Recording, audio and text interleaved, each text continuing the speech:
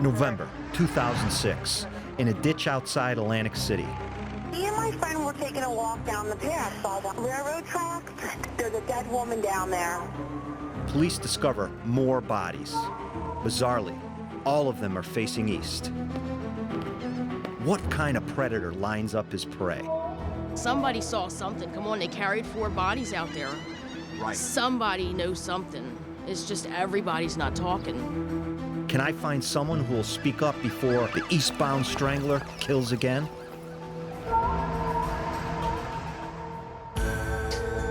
I'm M. William Phelps, best-selling crime author, and I have an obsession. Serial killer, cold cases. Now, nearly 10 years later, investigators say they still need the public's help. For me, it's personal.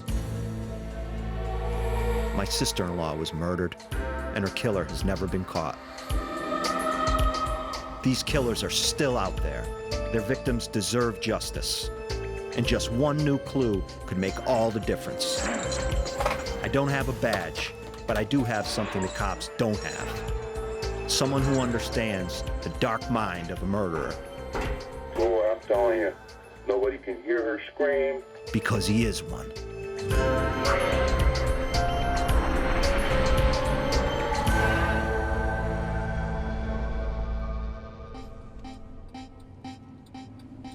Four murders in the space of just 1 month.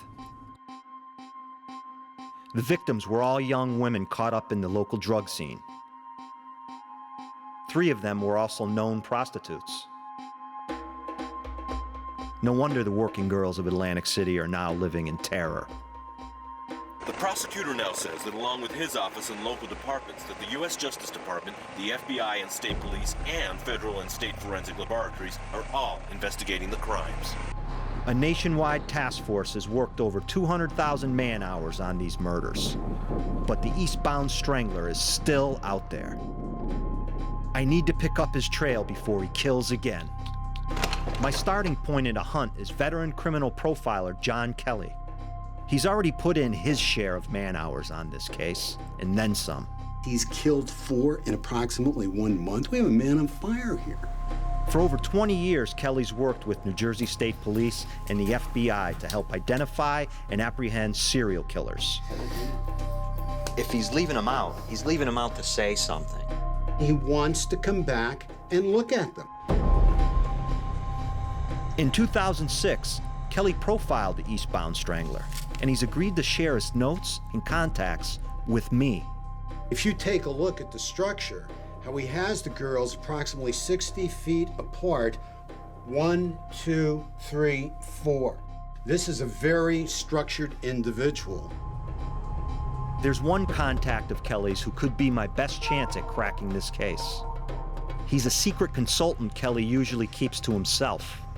Only Kelly can talk to him, and there's a strict protocol that must be followed. We have a time to talk. I have to always give him an idea of what I want the conversation to focus on, because he can only speak for 15 minutes at a time. Sometimes 15 minutes gets him nothing. Sometimes 15 seconds is all he needs. The conversations are tense, because you never know what he's gonna say next. His tips can lead you nowhere, or be the key to solving a case. He doesn't have a degree in criminology, he's not a psychologist, and he's not a homicide detective. So who is he? He's an incarcerated serial killer. Kelly calls him 13. Hi, John. The Atlantic City killer. Oh, yes. 13 knows this case, and as wrong as it sounds, it's one of his favorites. You know, this happened during the, I believe it was the Democratic Convention in Atlantic City. That had to bring every hooker out from the deepest dark alleys when a convention is in town. Can you tell me why you think this guy in Atlantic City strangled him? He didn't stab them, he didn't shoot them, he didn't hit them over. He strangled them. Why strangle? Oh,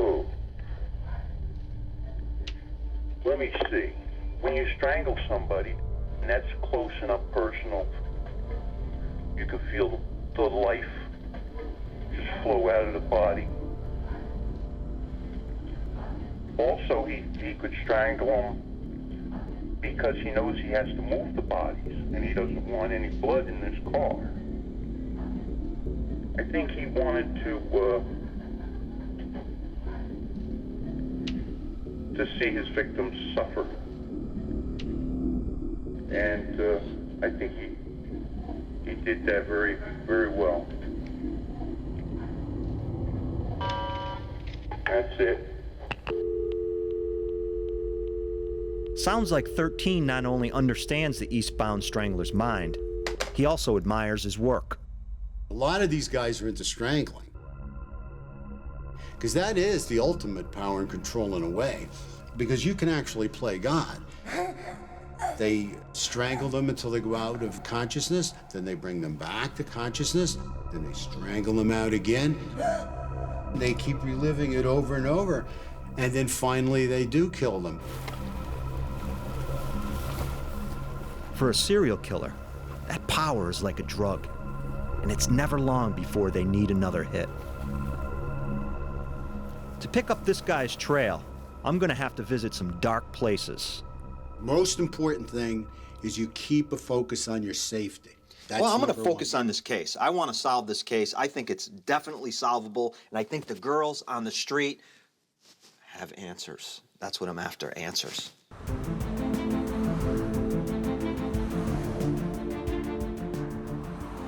The bright lights of Atlantic City lure all kinds of people. It's the promise of a good time, and maybe some good luck.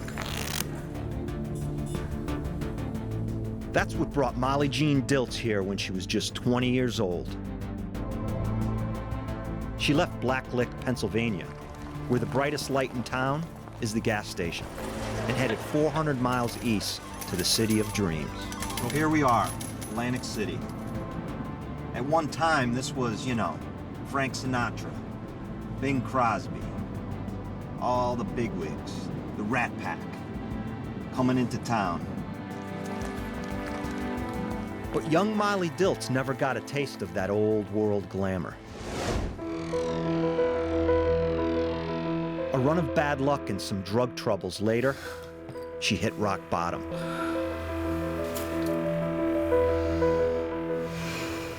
Then, sometime in October 2006, she became the first victim of the Eastbound Strangler.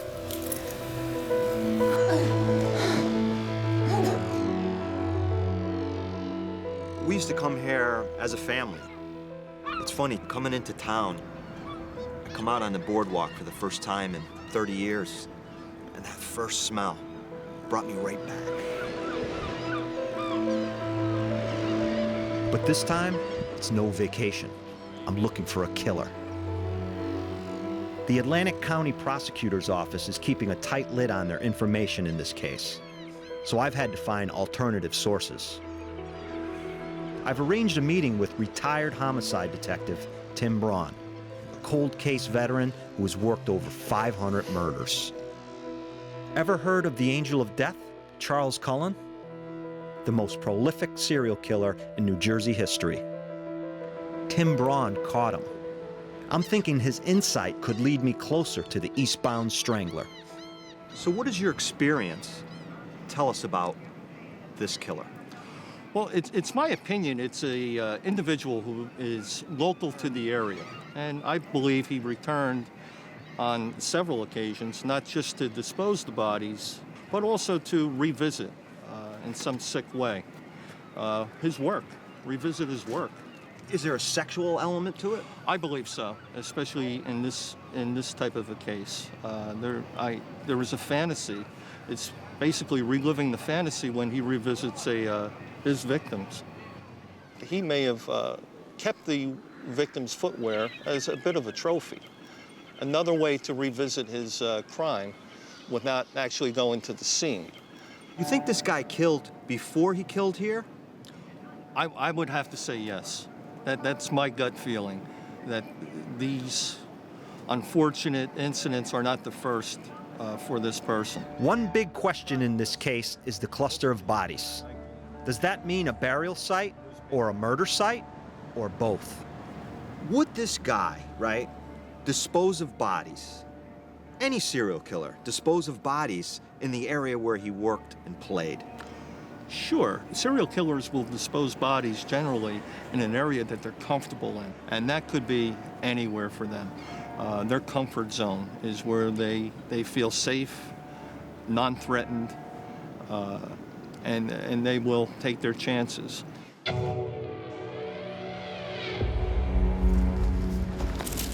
Tim Braun makes me think this killer is into the full psychological experience, not just the kill itself.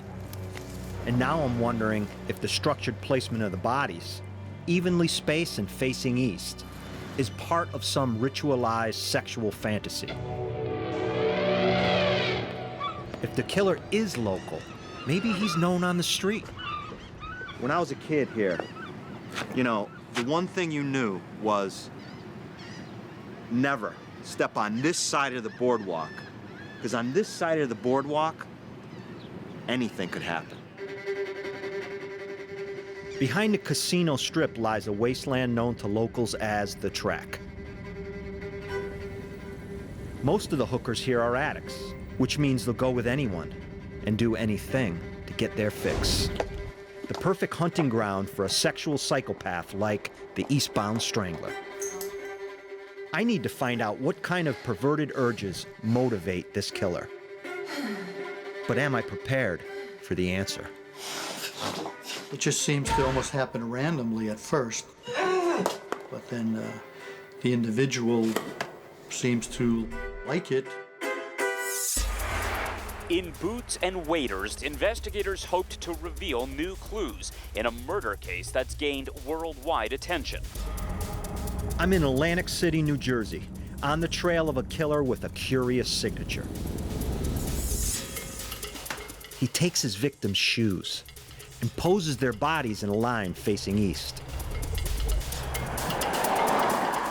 Just a few years have passed since 4 innocent women were snatched from these streets. And that means a working girl like Tina here could be next. Do you feel safe out here? No. Have you ever met a man who put his hands around your throat? Tried to. I maced him. You maced him. Tell me about that. When was that? 7 months ago. But why did he put his, what was the impetus for him to put his hands around your throat? A lot of men like to feel that power, that they have that power over you. I don't know what it is. I'm not a psychiatrist or a psychologist. I haven't figured them out yet, but they like that power. Did Tina narrowly escape becoming the Eastbound Strangler's 5th victim? Or is this kind of violence just an occupational hazard for the streetwalkers out here? Prostitution is a deadly business. Like some of the girls out here, my sister-in-law would do anything to get drugs, and she was murdered, leaving behind her 3 young kids, my brother, and the stillborn child she was carrying. It's hard for me, seeing girls like Tina risking their lives for a fix. But these days, in Atlantic City, working girls aren't the only women looking over their shoulder. Are we safe to walk our streets? Are we not safe to walk our streets? I'm a woman working in Atlantic City. I have to come here every single day. Terry, tell me how Atlantic City has changed over the years. When I grew up here, we never locked our doors. We walked from Ventnor City to Atlantic City, to New Hampshire Avenue, back, go to the boardwalk, go on the rides. You never feared nothing. It was safe, it was fun. Terry's bartended here for years. She says everything changed after the Eastbound Strangler. What was the vibe like around here after the girls were found murdered? Scared. You didn't want to look at the guy next to you. The guy next to you was the murderer. That's how scary it was. It's still that way, because nobody knows who it was. Nobody knows who did it. How does it make you feel to think that a serial killer may have come in here and you may have served him a drink? Sick to my stomach. Scared. He's the ghost. He could be you. He could be the guy I just served 2 minutes ago. Nobody wants to be out there when there's somebody loose that murdered 4 women for absolutely no reason. Terry, how would you feel if they caught this guy? It has to be solved. I would feel very happy. I would feel like they did their job. Now we're safe. We know it was being investigated. We know it was being taken care of. And it's settled. And put the guy away. He murdered 4 girls. You can't stigmatize because they're prostitutes or they're heroin addicts or they're cocaine addicts. They're human beings. They're people. They don't deserve to die like that. Nobody does.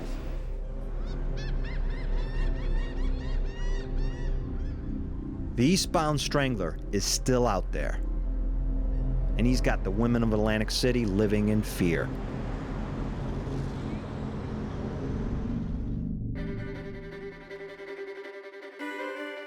Barbara Brader was his second victim.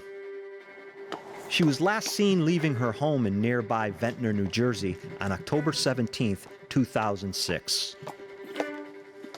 After working as a cocktail waitress, she had turned to prostitution to feed her drug habit. Barbara used heroin around the time of her murder. Large quantities were found in her body.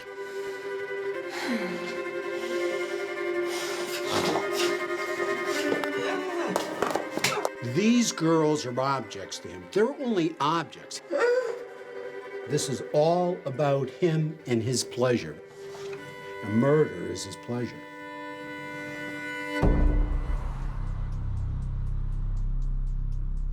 I've come back to meet again with my profiling contact, John Kelly, who's given me access to his secret weapon. An incarcerated murderer who helps him catch killers.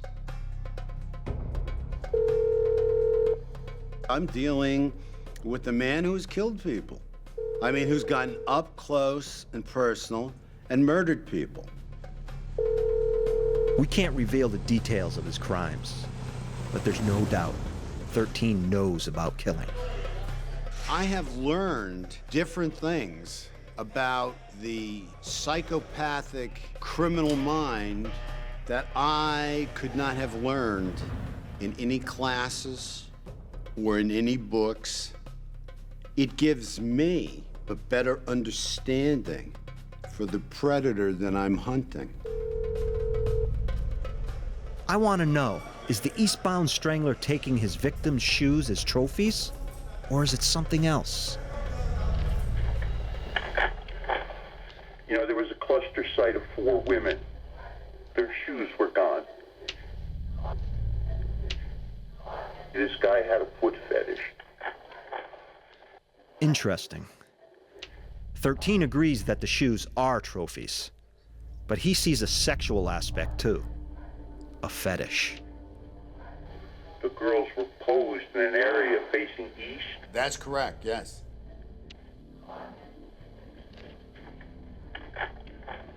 Why did he do that?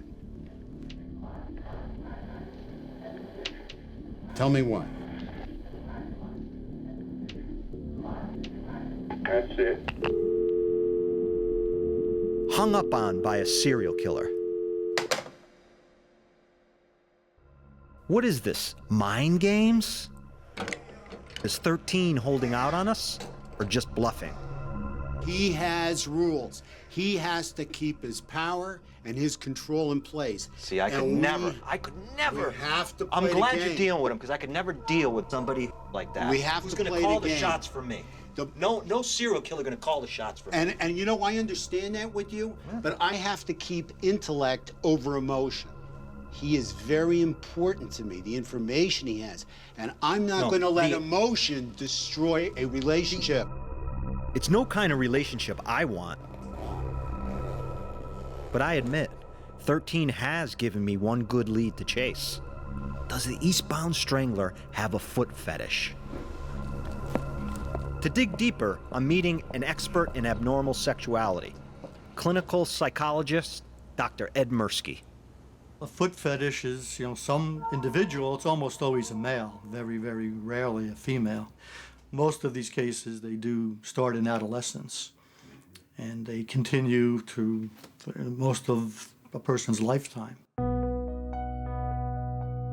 It's a very sexually powerful, stimulating experience for them. Regular, average kind of sexual encounters don't do much for these people. They want this, the more kinky stuff.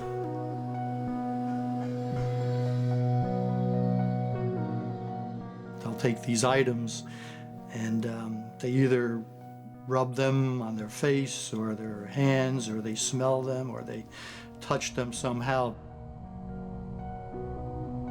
So even though they're not committing a murder, they're in between, they've got the fantasies going, and the great majority of these men never commit any serious crimes. But some do. Some do become violent, even to the point of murder. It seems, for this killer, a foot fetish may just be part of a twisted web of psychopathic behavior. But one of the strangest elements of the case is still nagging at me. Why did this guy dump the bodies facing east? A lot of theories have been put forward since these crimes were committed. One of them is so controversial, it might just be true. It involves a suspect for whom facing east is a matter of religious conviction. The women that were dumped in this drainage ditch were laid out with their heads pointing east toward Mecca. Atlantic County prosecutors said investigators are pursuing a variety of leads, but would not comment on the amount of progress they've made. In Atlantic City, the Eastbound Strangler is targeting vulnerable women mixed up in drugs and prostitution. It's familiar territory for me.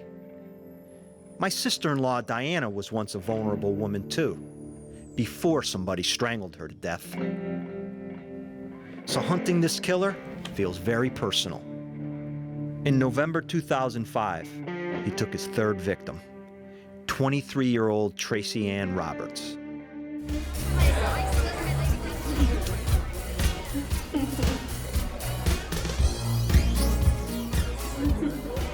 It's believed she died approximately 2 weeks after Molly Jean Dilts, and perhaps just a few days after Barbara Brader.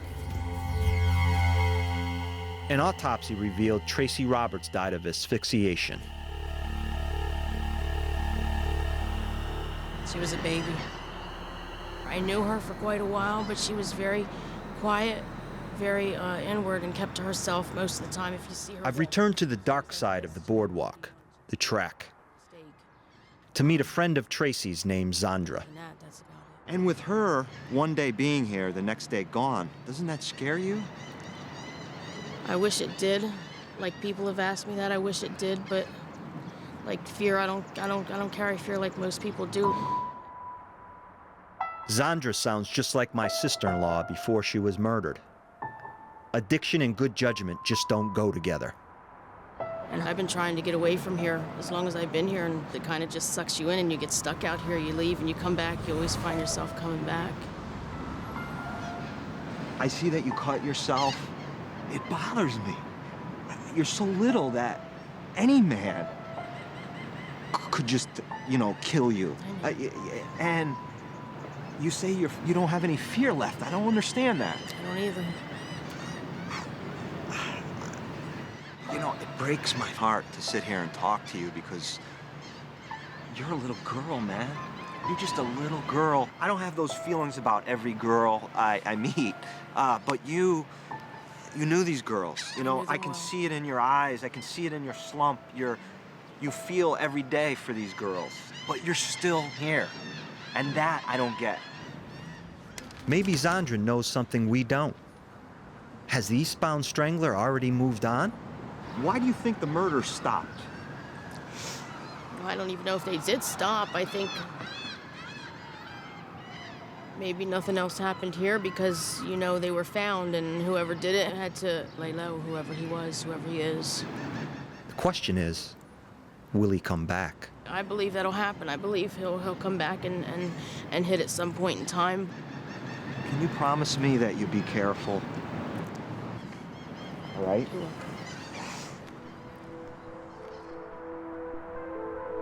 This case is getting under my skin, bringing back painful memories of my sister-in-law, Diana.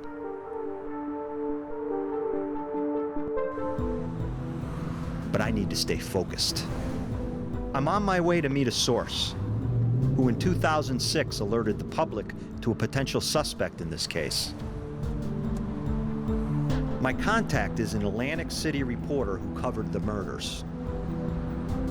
We got a call that someone had reported that they had basically stumbled across bodies right outside the city limits.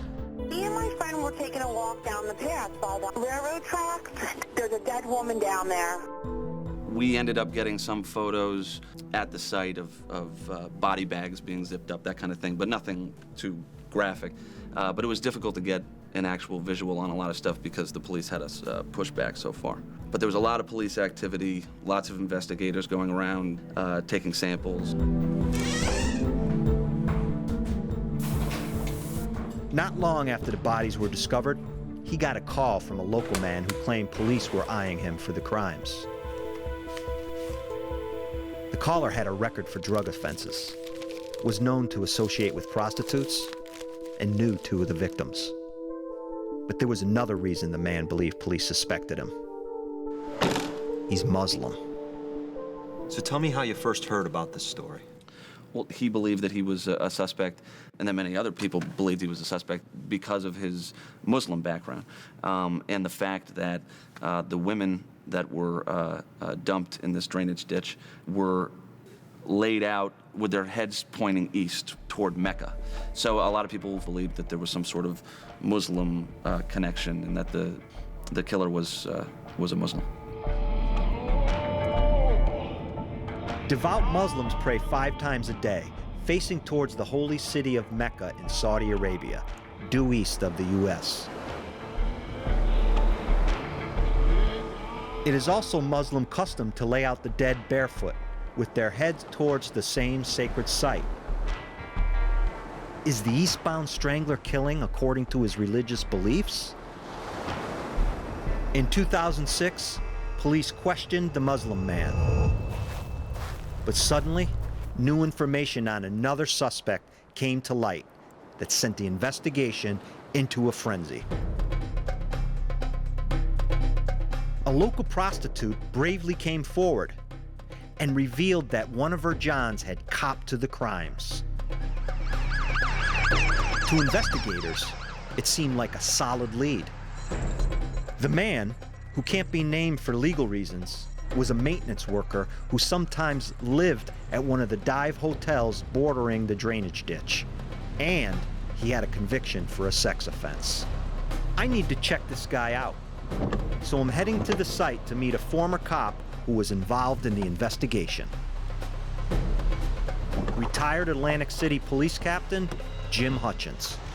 Hey, man, nice to meet you. Thanks for meeting me. Great day today. Yeah, beautiful day. As we drive along the drainage ditch, I can't help but feel like it's a gutter for broken dreams. These girls came to Atlantic City for a new life. They got an early grave instead. So Jim, tell me about this person of interest. He was, I guess, an employee or working at the motel. He was living here, supposedly in that room or a room real close by. So, I mean, it's so convenient. There's a path right here. There's a door there. There's a room there. So even if he's partying in there with the girl, smoking some crack, doing some heroin, or just having sex, after he's done, he could strangle her right there, drag her across here, pose her towards the east, put her face down, go back in the room, clean up his business, and head out of there. I mean, how hard would that be? Right, if that room was the crime scene. If it was the crime scene. The location of the crime scene, where the girls were killed, has never been confirmed. Could have been miles away. He could have killed him anywhere, had him in his car, trunk of the car, in his van, and drove here and dumped him. That raises another question. Is this path along the drainage ditch really so hard to find? You can see between these hotels there's access to somewhere. back here. This is not a secret location. So anybody could find this path here. You could drive down and dump stuff. That means a suspect who lives in one of the hotels is not as significant as it first appeared. And Hutchins reveals, after being held for months while he was investigated, even DNA tested, the maintenance man was released without charge. Even the prostitute who pointed the finger later retracted her statement. After questioning the Muslim person of interest also went nowhere, the investigation stalled. But Hutchins has a theory that could answer a big riddle of the case. He's got a radical new perspective on the eastward position of the bodies. What if it was just an accident?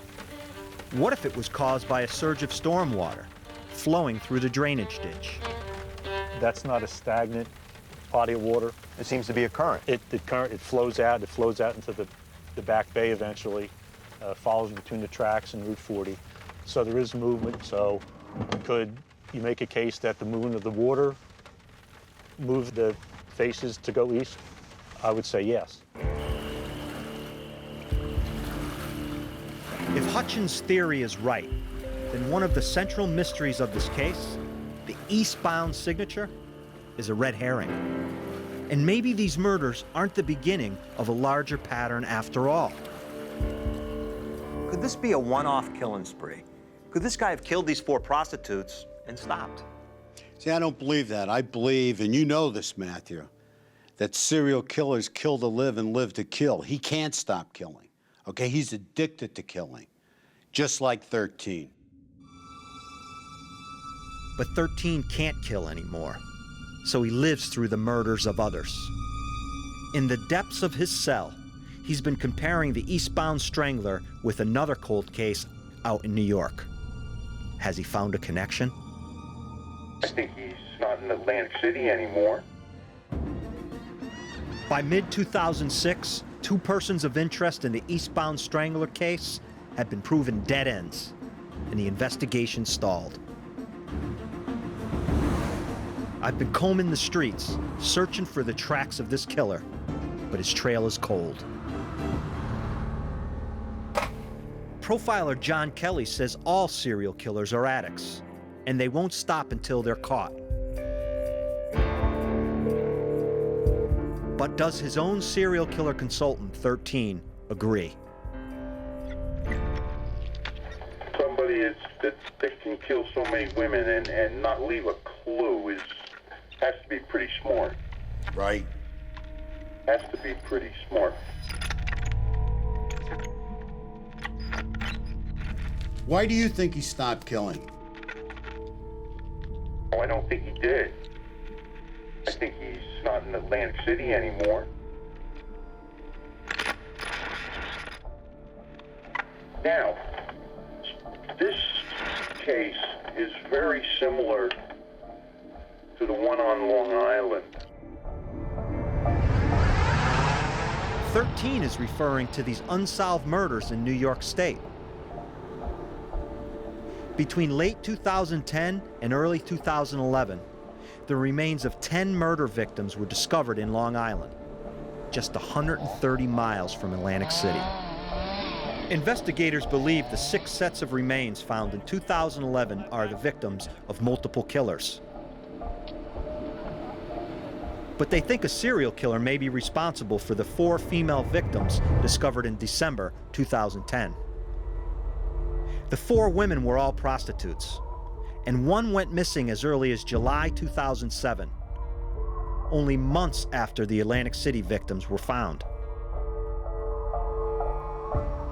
Did the Eastbound Strangler leave New Jersey and continue killing in Long Island? Some high-ranking officers in law enforcement believe he did, and so does 13. This almost mirrors the Atlantic City case. Several of the bodies in Long Island were found underwater, and 13 has a theory about that too. This guy has a boat. He invites young lady out on his boat. Boy, I'm telling you, Nobody can hear her scream. That's it.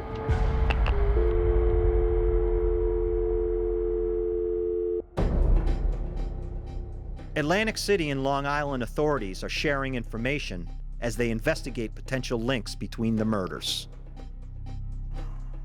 13 thinks the same killer is responsible, but I'm thinking we need a second opinion. Kelly has someone in mind, a colleague. Frank Adamson, former chief of detectives, King County Police Department. Nice to meet you, Frank. Thanks for coming. He commanded the task force that brought down Gary Ridgway, America's most prolific serial killer. Frank is one of the foremost experts on outdoor crime scenes, so maybe he can help us figure out if the two sets of murders are connected.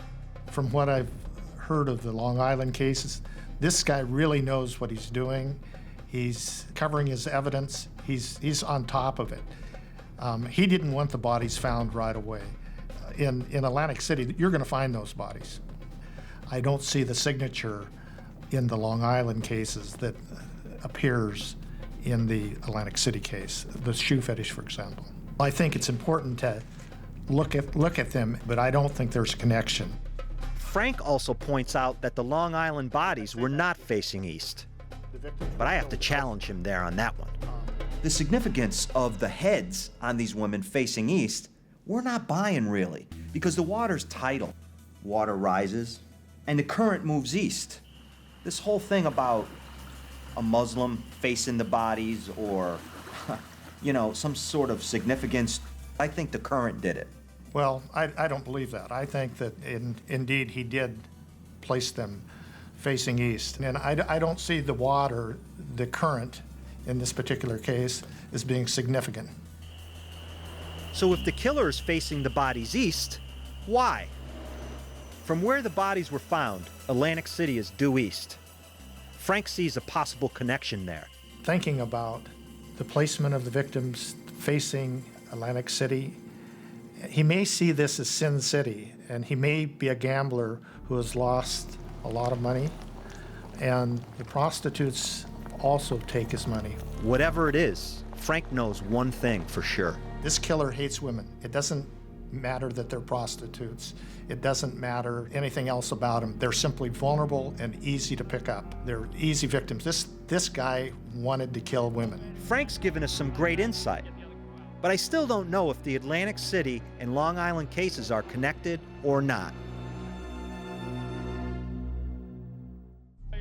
We know the Long Island bodies were not facing east, but if the eastbound signature was just an accident, then that's not important anymore. What most intrigues investigators is that the two groups of victims share multiple connections. Several of the girls knew each other and may even have shared clients.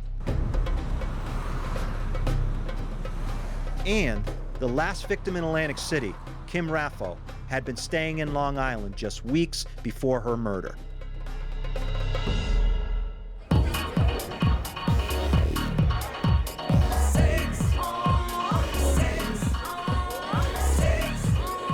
In 2002, Kim left her husband and 2 children in Florida and came to Atlantic City. And in just a few months, she went from PTA mom to junkie. Kim battled her addiction for the sake of her kids, but she could never stay clean.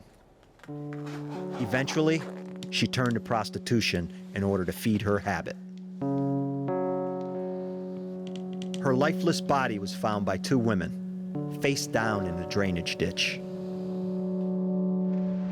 Me and my friend were taking a walk down the path by the railroad tracks.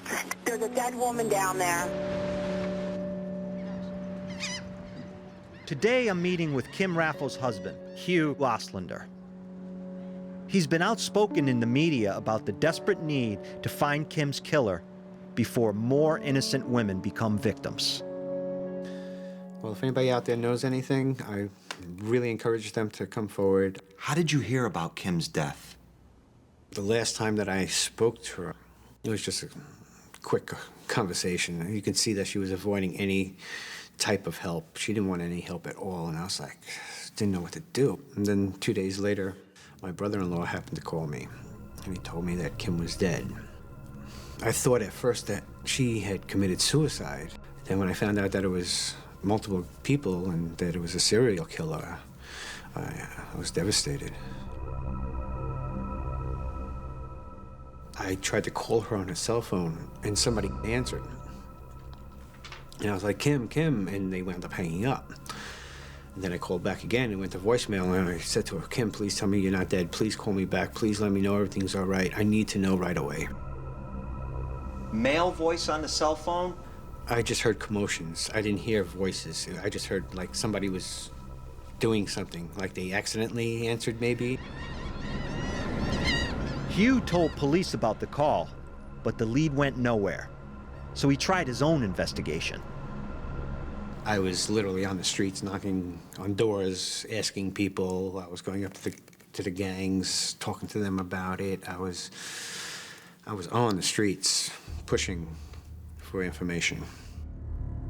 Hugh believes Kim and the other victims were lured out to the drainage ditch on Black Horse Pike and killed there. None of the girls liked to go out to the pike.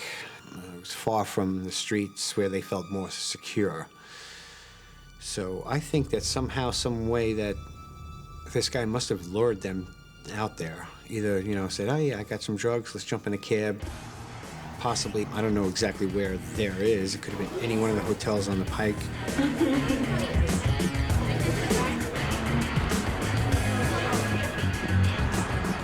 Was the crime scene one of those seedy hotel rooms after all? I head back to the track to see what the girls have to say about the pike. Am I about to get my biggest break in the case? You just saw a whole change come over them. Really? It was really scary, yeah. The murder of 4 women in Atlantic City has remained a mystery since 2006. But cold cases like this can still be solved by hard work, determination, and a bit of luck. I've got no problem with hard work, but you can't choose luck. It comes when you least expect it. I just want to say thank you very much for being brave and telling me your story. You're welcome. This local girl has a story to tell that could blow this case open. She doesn't want to be identified because she fears for her life. She says she was working as a prostitute with victim number 4, Kim Raffo, about a week before Kim was murdered. After they were picked up by 2 black males, the informant and another girl traveled in the men's van to a hotel room for a party.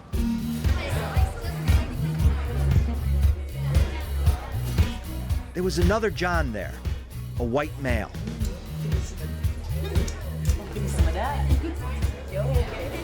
Kim Raffo was there too, and 2 other girls, but something wasn't right. And what happened next? In the first bed was Kim Raffo, and in the other bed was 2 bodies, and they were laying still on their backs. The whole time we were there, they never moved. And then we turned around and we looked at Kim and we said, who's that? And who are they? And she was like, I don't know, they weren't there when I went to sleep. Wow. And what did you think right at that moment? I really didn't put 2 and 2 together because I thought, everybody was smoking crack and maybe they were just comatose. The informant now believes the 2 bodies were Barbara Brader and Tracy Ann Roberts, victims 2 and 3. So tell me about these guys and what they liked as far as sex. I mean, were they into, like, your feet, for example? The one guy, yeah, he had a little foot fetish. He wanted to massage your feet. A foot fetish? It has to be more than a coincidence. The party moved on to another hotel.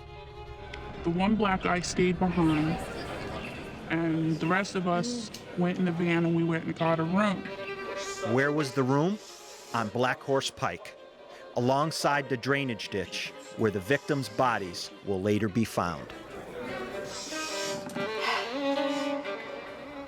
But then the white male leaves. He's like, no, I gotta go take care of something. So he left. Did he leave to dump Tracy and Barbara's bodies? Anyway, he comes back later on, and it started to become a really scary situation. You know we're not having a time. Look at you. It's like a glaze came over him and just kept repeating, I did something terrible in my past. I did something terrible in my past. They started really bugging out, and it scared me because they were calling us names, and, you know, the one guy grabbed the one girl's neck like he was gonna choke her, and it was really freakish, and I just knew right then and there it wasn't a good situation. Let's go, come on. I just grabbed my stuff and left. Later on down the line, the girl that I was with in the beginning told me that the one guy tried to strangle her to death, and she had gotten away, but Kim stayed. And that was the last time any of us saw Kim. To me, the connections are powerful. Foot fetish, strangulation, a hotel on Black Horse Pike, and 2 bodies.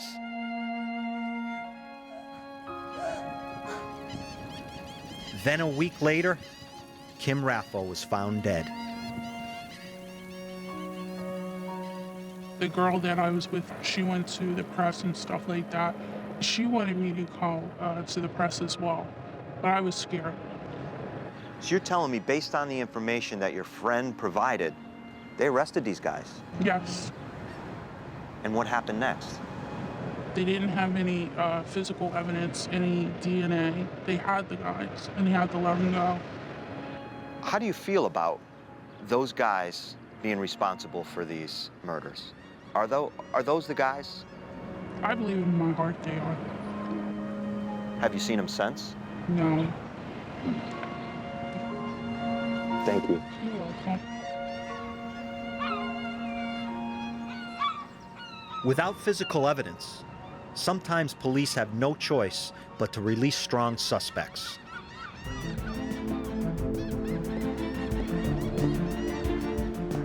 Did these 3 men get away with murder, then move to Long Island and take 4 more victims? We can't know for sure.